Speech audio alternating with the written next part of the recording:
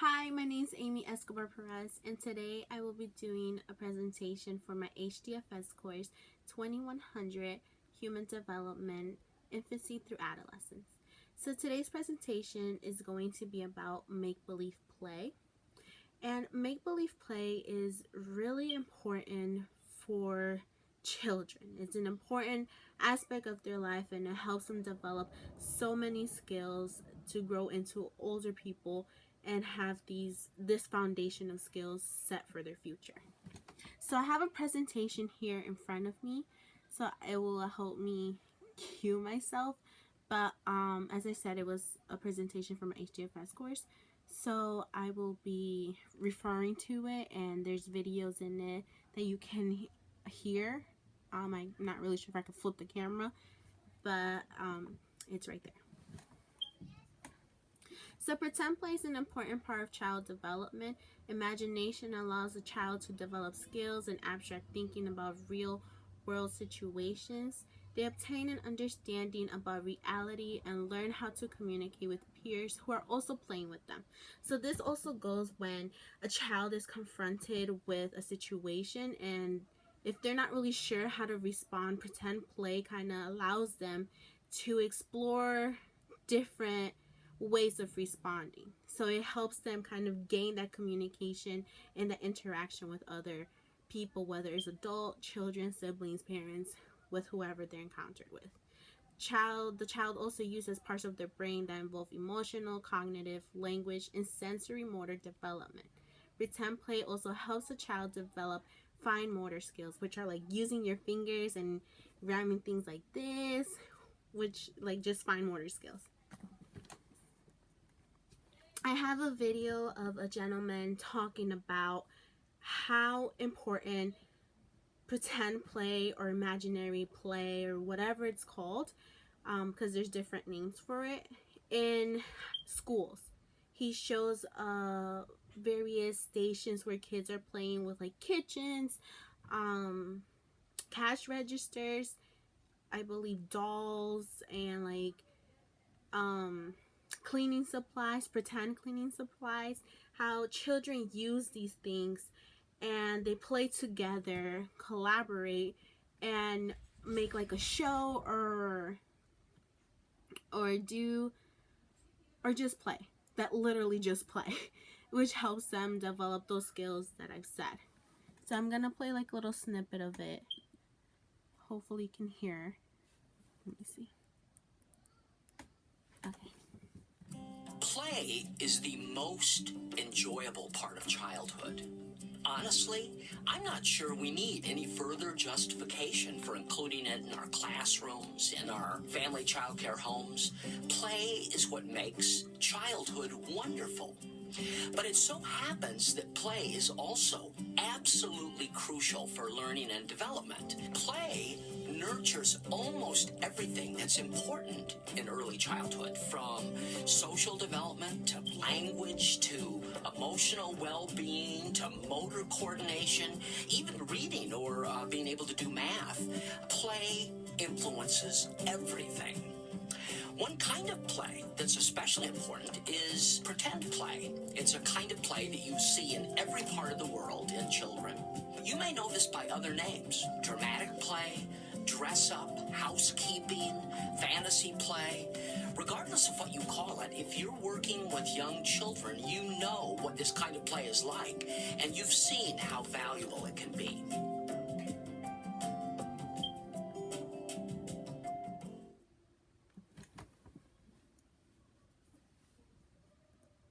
Okay, so like the gentleman said, it's a very vital thing to do when you're a child, and I actually was watching the video, and I'll put the link down as well. There was this little girl, she was at the cash register, and she did not have like a credit card or any of that in hand or cash, so she used a slice of pizza, a toy pizza, and she slid the little pointy part of the pizza on the slider thing where the cards go. And I don't know, I just thought that that's a perfect example how they use their imagination to kind of give objects another meaning. It's not just for that one thing. how you can manipulate into other things. So the next slide is about cognitive development. The child uses mental representations at the age of 1 and 2. So they're able to kind of have these representation in their mind of what it is that they want. So let's say like a spoon. They'll probably use something that has like the same figurine or the same outline of a spoon, but it technically doesn't really have to be a spoon. But that's how they use their imagination. It uses the ability to improvise and give symbolic meanings to objects, which is just a perfect example of the pizza. The pizza is a pizza, but she gave it a different meaning. Just like children use blocks. I have a block, well, it's a little heart, but they use blocks as other items. So they can like, this could be a coin for them, or this could be, I don't know, maybe if I had a bigger block, it would be like a phone. They could literally use this car as a phone and be like, hello. That's how they use objects.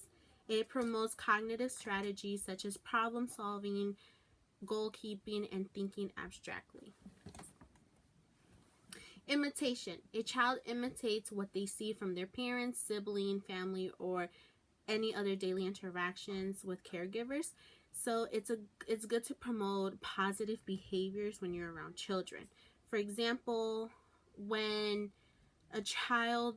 when there's an ice cream truck and the seller says, come get your ice cream, come get your ice cream, the child will later then repeat that same act and say the same words when they're playing like in a food truck station. And they're saying, come get your ice cream, come get your ice cream to the other kids who are playing along with them. So that's how they use imitation to into their pretend play. Although it's pretend play, it's their own imaginary world. When encountered with real life interactions, they will be able to respond accordingly. Meaning that although at the moment they're pretend playing, you will see these kids using those same skills that they had while they were playing into real life situations. That's what it basically means. So there's two types of toys that children play with. They're called open-ended toys and closed-ended toys. The first one I will talk about is open-ended toys. And open-ended toys are free play that the child can use their imagination and can manipulate the toy to whatever the child wishes. It encourages exploration, problem-solving skills, creativity, social interaction with peers, and cognitive development. These include building blocks, doll houses, kitchen and food play, animal figurines, and brilliant builders. So I have some here. Like, I have a little brother and he uses a lot of these toys. He uses this farm as this could be like an example of like not a dollhouse, but you can kind of use it as a dollhouse because it has different compartments to it. So he likes to play with the little animals inside. He also has this, which is a great example of what anything that they can use to kind of manipulate into whatever they want. This thing, this is where we have like, I think, I'm not sure if they were prunes or plums. There was some sort of fruit in this. We bought this at the store. And he used it as a basket to put food in. So he will literally put like his banana. This is a pretend golf ball, but he uses it as an egg. He would put this as a spoon, which is a spatula. This has nothing on it, but he would either use it as like a Coke or a ketchup, and the toys as well. So the next one is closed-ended toys, which is one form of play. It's more focused and detailed oriented. There is an end to the activity, and there is also an objective to the activity, and often includes instructions, step-by-step explanations during its completion. So examples of these, I don't have one, but is puzzles, arts and craft, visual thinking games, mazes, and shape sorters. So when does it start? Pretend play starts at the age of 18 to 24 months of age. They begin by exploring the objects around them, mimic actions from adults and older siblings and caregivers, such as like talking on the phone. Like a lot of moms or dads, they talk on the phone, and if you notice, a child will then like be on the phone talking as well. The complexity of pretend play varies as they grow older and as they gain more skills. So from ages 0 to 2, at this stage, they will most likely just remember what they feel, see, and hear, and manifest it in their later pretend play. Imitation of facial expression as well is very important in this age. At age 2, that's when they begin symbolic playing, where they use objects to represent specific items. At age 3 to 4, children begin to incorporate real world situations in their play and use verbal language, because this is when they start to talk, when they know how to communicate a little more, and they play with others and role play with using creative ways to interact. Like imaginary friends come about at this age as well.